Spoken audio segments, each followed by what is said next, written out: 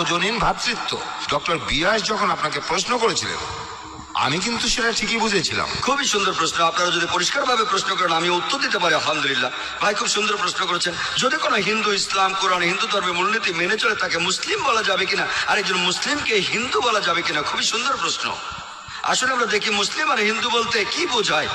আমি আগেও বলেছি যে মুসলিম হলো সেই লোক যে নিজের ইচ্ছাকে সমর্পণ করে আল্লাহ সুবহানাহু ওয়া তাআলার কাছে, ঈশ্বরের কাছে। হিন্দু শব্দটার সংজ্ঞা কি আপনারা কি জানেন? হিন্দু শব্দটার ভৌগোলিক বিশেষত্ব আছে।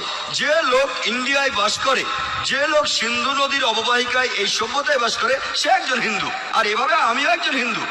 আপনারা কি জানেন? হিন্দু শব্দটার একটা ভৌগোলিক বিশেষত্ব আছে। যে কাউকে জিজ্ঞেস করতে পারেন, স্বামী বিবেকানন্দের মতে হিন্দু শব্দটা সঠিক নয়। ভৌগোলিকভাবে আমি একজন ইন্ডিয়ান, ভৌগোলিকভাবে আমি একজন হিন্দু, কিন্তু স্বামী বিবেকানন্দ বলেছেন যে হিন্দুদের আসলে